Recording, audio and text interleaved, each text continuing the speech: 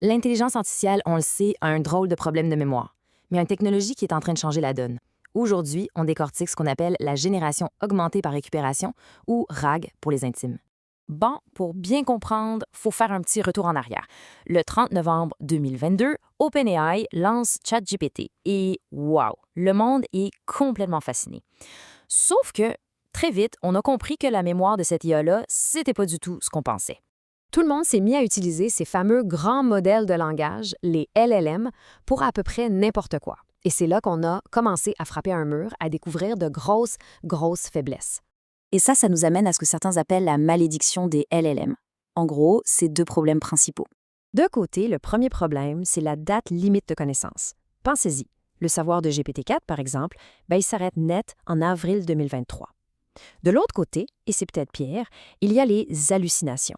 C'est quand le modèle invente des réponses, mais avec une assurance, c'est comme s'il mentait sans jamais douter de lui-même. Alors, la question à $1 million, c'était comment on fait pour donner de l'info toute fraîche à une IA sans devoir passer par le processus hyper long et coûteux de la réentraîner de A à Z à chaque fois? Eh bien, la solution, c'est une technique super ingénieuse qui est devenue, franchement, une des plus importantes dans l'univers de l'IA aujourd'hui. On parle bien sûr du RAG. OK, pour visualiser le RAG, l'analogie est parfaite. Un LLM normal, c'est un peu comme un étudiant super brillant, un vrai génie, mais qui passe un examen à livre fermé. Il a juste accès à ce qu'il a déjà appris par cœur. Le RAG, lui, c'est comme si on donnait à ce même étudiant le droit de faire un examen à livre ouvert. Avant de répondre, il peut aller fouiller dans une bibliothèque externe, trouver l'information la plus pertinente, la plus à jour, puis l'utiliser pour formuler sa réponse. Ça change tout.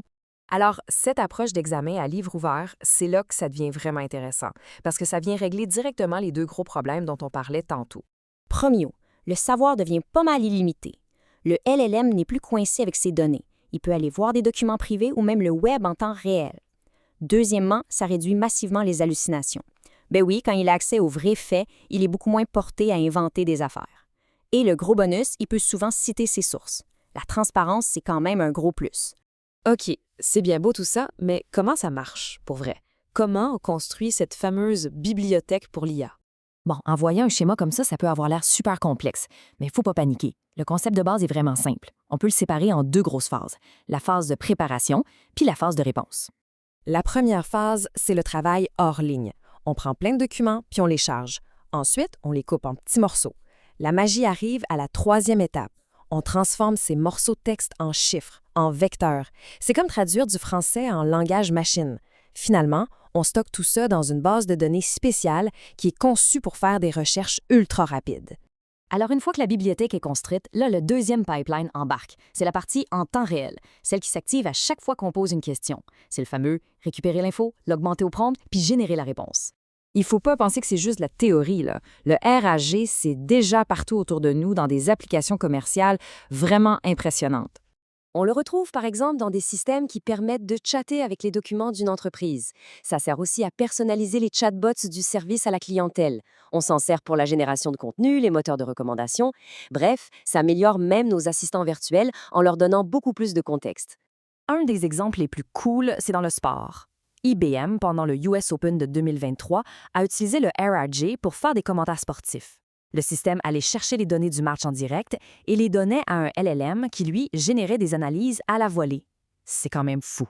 Donc, au final, ce qu'il faut retenir, c'est que le RAG, c'est pas juste une petite amélioration. C'est une avancée fondamentale dans la façon dont l'IA accède au savoir. Et ça nous laisse avec une question assez vertigineuse. Si une IA peut maintenant, à la volée, accéder à toute l'information, l'utiliser et la mettre à jour instantanément, qu'est-ce que ça veut dire pour le futur de l'information elle-même?